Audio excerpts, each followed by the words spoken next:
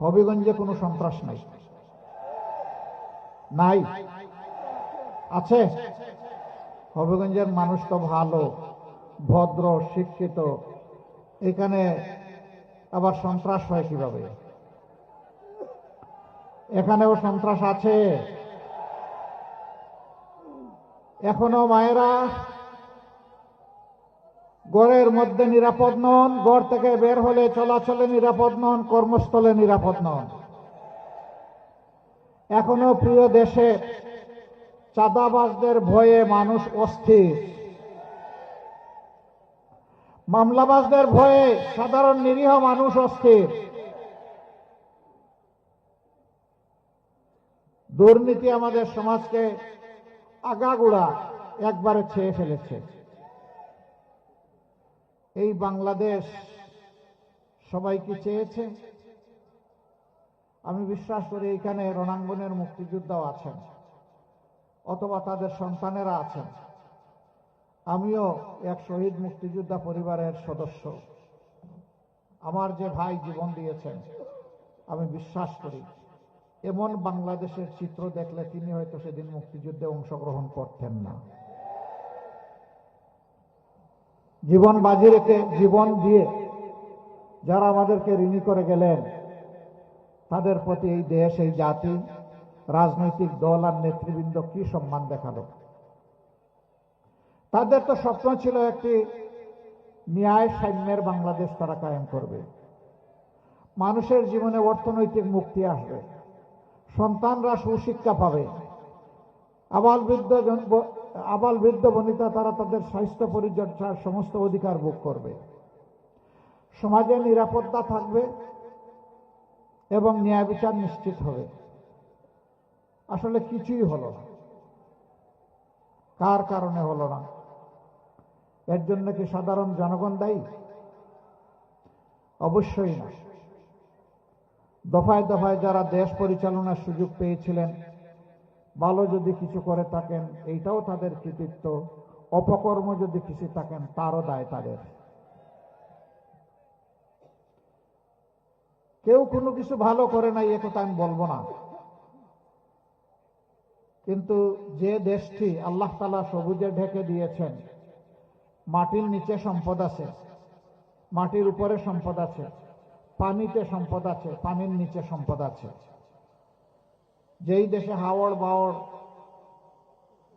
বনজ কৃষিজ সম্পদ আছে, যে দেশের মানুষ পরিশ্রমী, যেই দেশের মানুষের হাতের ছোঁয়ায় দুনিয়ার বিভিন্ন দেশের কপাল কিসমত বদলে যায়, এই দেশের মানুষের কপাল বদলায় না কেন?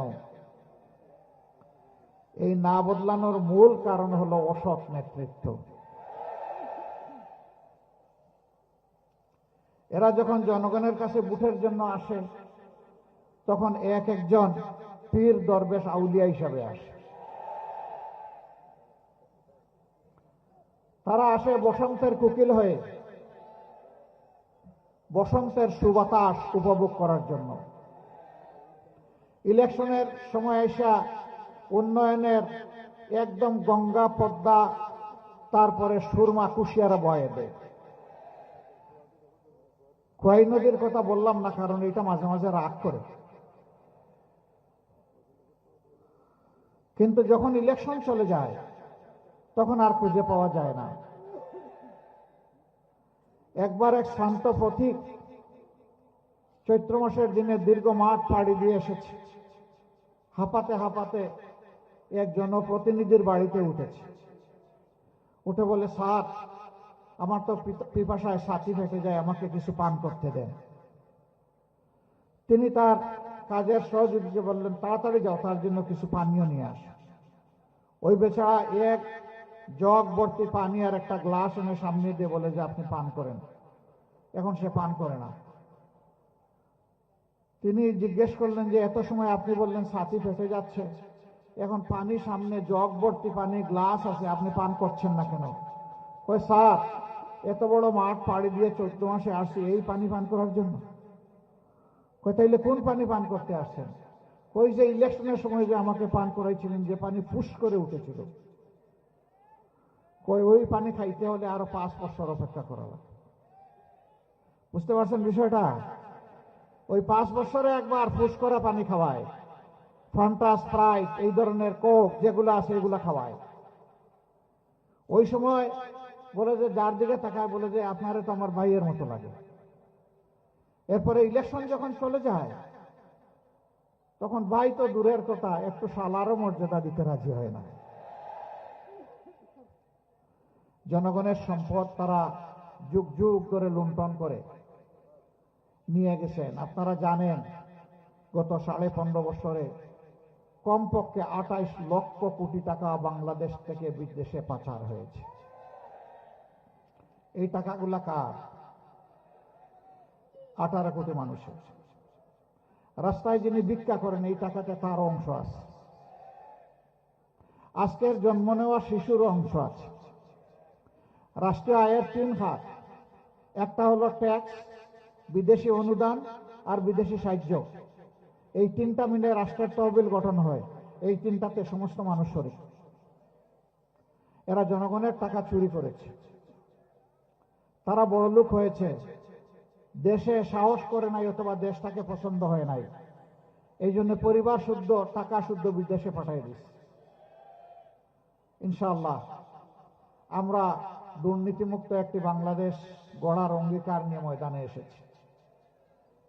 আপনাদের এখানে তো কোনো চাঁদাবাজি তেমন হওয়ার কথা না, এখানেও চাঁদাবাজি হয়। ইনশাআল্লাহ আল্লাহ তাআলা আমাদেরকে সুযোগ দিলে এই দেশ পরিচালনার, আমরা চাঁদাবাজের হাত বন্ধ করে দেব ইনশাআল্লাহ। আর চাঁদাবাজি করার দুঃসাহস কেউ দেখাবে না। ব্যবসায়ীর রাতের ঘুম হারাম হবে না। ফুটপাতের সাধারণ হকারকে চোখের পানি ফেলতে হবে না যে আজকে সারাদিনে কয় টাকা রুজি করব, শুরুতেই তো তাকে 100 টাকা আমার দিতে হলো। এমনকি রাজধানীর কিছু কিছু জায়গায়, আমি এখানকার কথা বলতে পারবো না, ভিক্ষুক যেখানে বসে ভিক্ষা করতে সেখানে আগে চাঁদা, আগে খাজনা আদায় করে তারপরে বসতে হয়।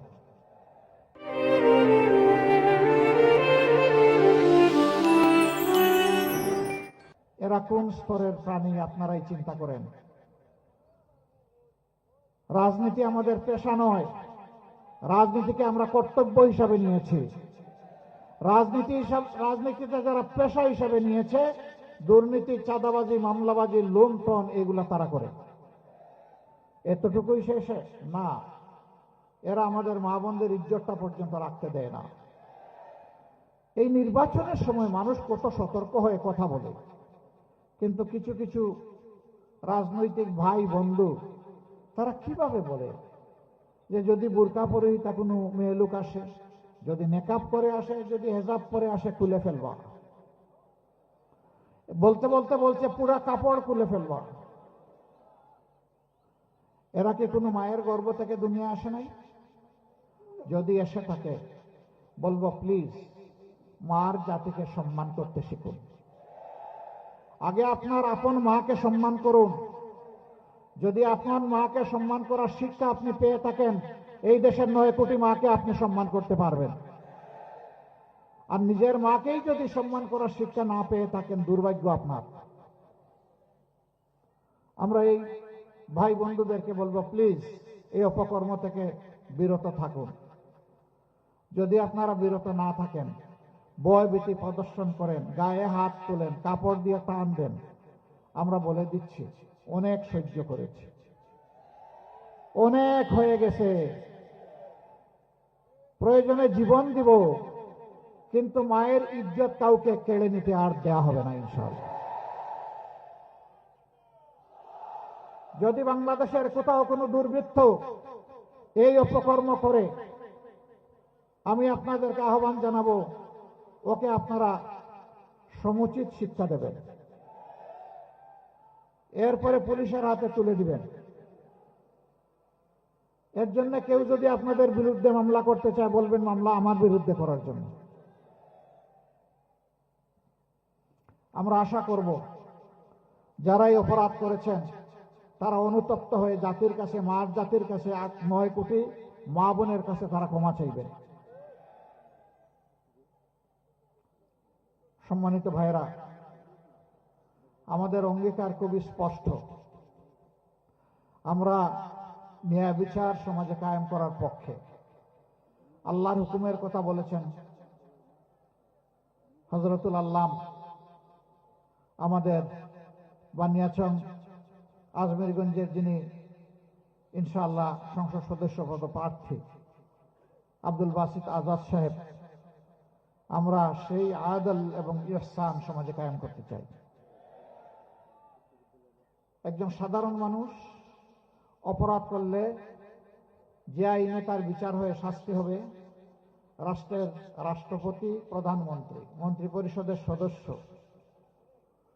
তারাও যদি সেই অপরাধ করেন, ইনশাআল্লাহ আইন এবং বিচার কাউকে ছাড় দিয়ে কথা বলবে না।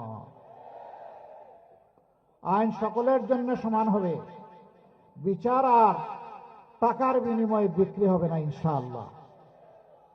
গরিবের অসহায় মানুষের কোনো বিচার নেই, বিচার সবসময় প্রভাবশালীর পক্ষে।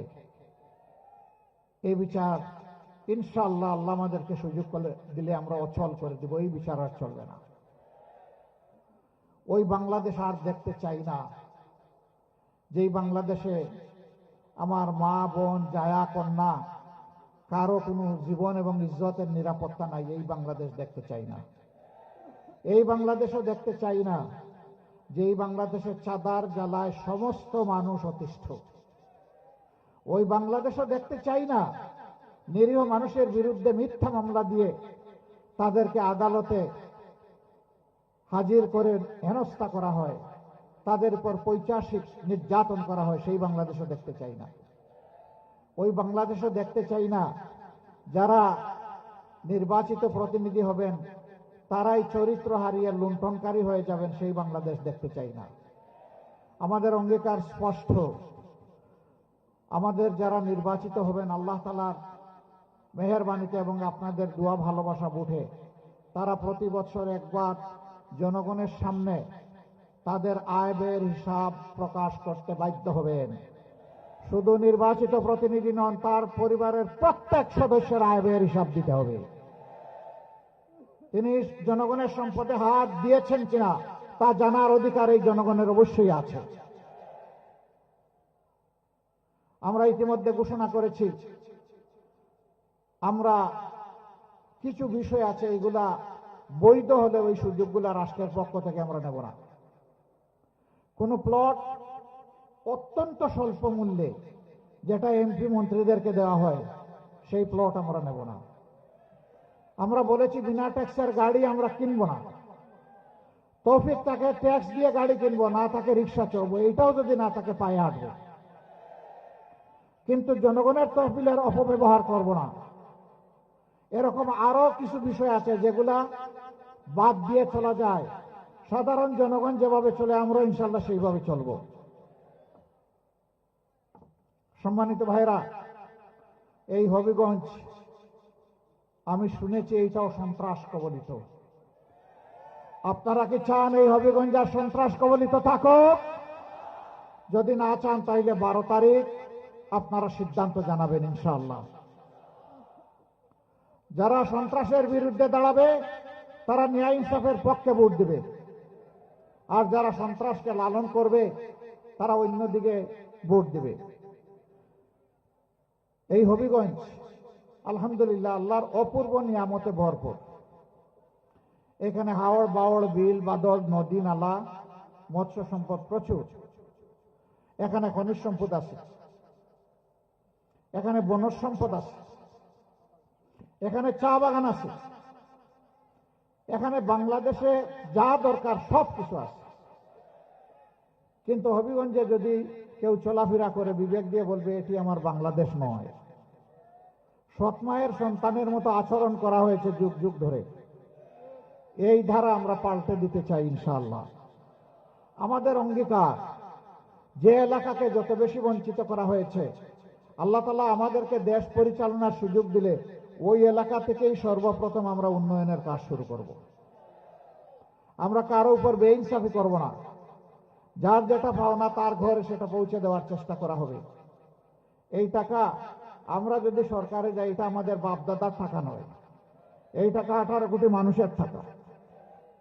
18 কোটি মানুষের টাকা 18 কোটি মানুষের জন্যই ব্যয় করা হবে ইনশাআল্লাহ। এখানে মেডিকেল কলেজ হয়েছে, এখনো পূর্ণাঙ্গ হাসপাতাল হয়নি, নিজস্ব ক্যাম্পাস গড়ে উঠেনি, দাঁড় করা ক্যাম্পাসে চলছে। দিন তো অনেক চলে গেল, বছরও অনেক চলে গেল, আমরা নাকি সিঙ্গাপুর হয়ে গেলাম, তারপরে আমাদের হাসপাতালটা এমন থেকে গেল কেন? ইনশাআল্লাহ আল্লাহ আমাদেরকে সুযোগ দিলে পূর্ণাঙ্গ মেডিকেল কলেজ হবে এবং মানসম্মত নিজস্ব ক্যাম্পাসের হাসপাতালও গড়ে তোলা হবে। এখানে বিশ্ববিদ্যালয় হয়েছে, সেই বিশ্ববিদ্যালয়ের একই হালত, এতিম অবস্থা। আমরা সেই এতিম অবস্থার অবসান ঘটাবো ইনশাআল্লাহ। এবং বিশ্ববিদ্যালয়গুলো শুধু কাগজের সার্টিফিকেট তৈরির কারখানা হবে না, দক্ষ জনবল তৈরির কারখানা হবে, যারা দেশ গড়ার কারিগর হবে ইনশাআল্লাহ। সেই শিক্ষা আমরা হাতে দেব। আমরা যুবকদের হাতে বেকার ভাতা তুলে দিতে পারবো না, বেকার ভাতা তুলে দেব না। আমাদের যুবকেরা কারো কাছে বেকার ভাতা চায় না, তারা চায় তাদের হাতে মর্যাদা দেওয়া হোক, তাদের হাতে মর্যাদার কাজ তুলে দেওয়া হোক। আমরা আমাদের জনবলকে নিয়ে আমাদের যে পরিকল্পনা, ইনশাআল্লাহ আমরা গ্রামকেও শিল্প বানাবো ইনশাআল্লাহ। বলবেন যে আপনারা কি কলকারখানা চালু করে দিবেন? হ্যাঁ দিব, কিন্তু সেই কলকারখানা হবে কৃষিভিত্তিক কলকারখানা ইনশাআল্লাহ। সেখানে শিক্ষিত যুবকেরা মেধা যোগ্যতা দিয়ে গ্রামের চেহারা পাল্টে দিবে, আনন্দের সাথে মা বাপকে নিয়ে বসবাস করবে, গর্বিত হয়ে বলবে আমিই বাংলাদেশ এবং এটা আমার বাংলাদেশ। যুবকরা তৈরি হয়ে যাও, আমরা তো বয়সের একটা প্রান্তে এসে গেছি। আমরা এই বাংলাদেশটা এখন তোমাদের হাতে সমঝাতে চাই। যুবকরা রেডি? দেখি কারা রেডি, হাত তুলেন। ও মা, সবাই দেখি যুবক। তাহলে ইনশাআল্লাহ আমরাও সবাই যুবক। ইনশাআল্লাহ আমরা সবাই মিলেমিশে কাঁধে কাঁধ মিলিয়ে হাতে হাত মিলিয়ে বাংলাদেশকে গড়ব ইনশাআল্লাহ। সম্মানিত ভাইয়েরা এবং আমার মা বোনেরা, আমরা সেই বাংলাদেশটাই চাই যেই বাংলাদেশের শিশুও বলবে এটা আমার বাংলাদেশ, আবাল বৃদ্ধ বনিতা বলবে এটা আমার বাংলাদেশ। চা বাগানের আমার শ্রমিক ভাই বোনেরা যারা আছে, যারা অত্যন্ত মানবতার জীবনযাপন করে, সন্তানেরা তাকে শিক্ষা এবং স্বাস্থ্যের সেবা থেকে বঞ্চিত, যুগ যুগ ধরে একই পেশায় পড়ে আছে হাড্ডিসার মানুষগুলো, আমরা চা বাগানেরও আধুনিকায়ন করব, প্রযুক্তি সমৃদ্ধ করব, সেই মানুষগুলোরও জীবন মানে পরিবর্তন আনবো ইনশাআল্লাহ। তাদের একটা সন্তানও শিক্ষার আলো থেকে বঞ্চিত হবে না। আমরা বারবার বলে আসছি, এই দেশে বংশানুক্রমে আমরা দেখতেছি রাজার ছেলে রাজা হয়, রানীর ছেলে রানী হয়। আমরা সে দ্বারা পাল্টে দিতে চাই। একজন সাধারণ শ্রমিকের সন্তান সে যদি মেধাবী হয়, তাহলে তার মেধার বিকাশ ঘটিয়ে আমরা চাই সে হবে আগামী দিনের বাংলাদেশের প্রধানমন্ত্রী ইনশাআল্লাহ। সেই রাজনীতিটাই আমরা চালু করতে চাই। এই রাজনীতির পক্ষে আপনারা আছেন? আলহামদুলিল্লাহ, মোবারক আপনাদেরকে। সম্মানিত ভাইরা, দুইটা ভোট। কয়টা ভোট? প্রথমে গণভোট। কি বলবেন? কি বলবেন? হ্যাঁ মানে আজাদি, না মানে গুলামি। আজাদি না গুলামি? আজাদি না গুলামি? 12 তারিখ প্রথম ভোট ইনশাআল্লাহ। মহান আল্লাহ যেন হাকে অত্যন্ত সম্মানের সাথে বিজয়ী করেন। বিজয়ী হবে ইনশাআল্লাহ। হা ভোট বিজয়ী হলে পুরানা পচা রাজনীতির চরিত্র এবং চিত্র পাল্টে যাবে ইনশাআল্লাহ। হা ভোট বিজয়ী হলে বাংলাদেশ বিজয়ী হবে, জিতে যাবে। হা ভোট পরাজিত হলে বাংলাদেশ পরাজিত হয়ে যাবে। আল্লাহ তাআলা বাংলাদেশকেই যেন বিজয়ী করেন। এরপরে বাংলাদেশ বিজয়ী হলে এই বাংলাদেশ চালাবে কে? যাদের সৎ চরিত্র আছে, দেশের প্রতি দায়বোধ আছে, দেশের প্রতি অঙ্গীকার আছে, দেশপ্রেম আছে, যারা সামান্য বাতাসে দেশ ছেড়ে পালায় না, এই দেশটা তারা চালাবে ইনশাআল্লাহ। সম্মানিত ভাইরা, আমরা আপনাদেরকে কথা দিচ্ছি, আমরা সব ধরনের বিভক্তিকে ঘৃণা করি আর বাংলাদেশকে আর বিভক্ত করতে দেব না। চারটা ধর্মের মানুষ এখানে যুগ যুগ ধরে আমরা বসবাস করে আসছি, মুসলমান, হিন্দু, বৌদ্ধ, খ্রিস্টান। এটি একটি ফুলের বাগানের মতো, বিভিন্ন জাতের গাছ দিয়ে এই বাগানকে আল্লাহ তাআলা সাজিয়ে দিয়েছেন। ধর্মের ভিত্তিতে কারো উপর বাড়াবাড়ি ইসলাম পছন্দ করে না, এটা হারাম। কোনো বাড়াবাড়ি করার সুযোগ নেই। কোনো ধার্মিক মানুষ কোনোদিন অপর ধর্মের মানুষের কোনো ক্ষতি করতে পারে না। তার সাক্ষী বাংলাদেশের জনগণ। আমাদের বিরুদ্ধে, আলিম উলামার বিরুদ্ধে অনেক অভিযোগ আনা হয়েছে, কিন্তু একটি অভিযোগ কেউ প্রমাণ করার সাহস দেখাতে পারেনি। বরঞ্চ যারা অভিযোগ এনেছে তারাই ছিল লুটেরা, তারাই ওদের ক্ষতি সাধন করেছে। আমরা এই ধারা বন্ধ করে দেব ইনশাআল্লাহ। 5 তারিখের পরে জাতি সেই ধারাটাই দেখেছে। আমরা মিলেমিশে পরস্পরকে আমরা সহযোগিতা করেছি সামাজিক নিরাপত্তা নিশ্চিত করার জন্য। ইনশাআল্লাহ আগামীতে সেই সুযোগ পেলে আমরা সারা দেশে সেই নিরাপত্তা নিশ্চিত করব। মেধার ভিত্তিতে যে কোনো ধর্মের মানুষ তার মেধা এবং যোগ্যতার ভিত্তিতে সে তার উপযুক্ত কাজ পাবে। ধর্মীয় পরিচয় কাউকে আর বঞ্চিত করার কোনো সুযোগ থাকবে না। আমরা এই কাজ করব না। বিভিন্ন ধর্মের মানুষ আছে, তাদের ধর্মীয় আচার অনুষ্ঠান যেটা আছে তাদের মতো করে মন ভরে করবে। এখানে কেউ বাধা দেওয়ার সাহস দেখাতে পারবে না। তারা নিরাপত্তা এবং সম্মানের সাথে তাদের আচার অনুষ্ঠান করবে, তা অবশ্যই আমরা নিশ্চিত করব। যা গত 17 মাসে আমরা চেষ্টা করেছি, আমাদের কোনো সরকারি দায়িত্ব ছিল না, কিন্তু আমাদের নৈতিক দায়িত্বের জায়গা থেকে এই দায়িত্ব আমরা পালন করেছি। ভবিষ্যতের বাংলাদেশই এমন হবে ইনশাআল্লাহ। হা ভোটের পরে দেশ পরিচালনার জন্য আমরা ইনসাফের পক্ষে সবাই ঐক্যবদ্ধ হয়েছি। ন্যায় বিচার সমাজে কায়েম হলে দুর্নীতি, চাঁদাবাজি, লুণ্ঠন, দর্শন, খুন এই সব বন্ধ হবে ইনশাআল্লাহ। এই জন্য ন্যায় বিচারের প্রতীক শুধু দাড়িপাল্লা না, এবার 11 দলের যেখানে যে প্রতীক সেইটাই ন্যায়।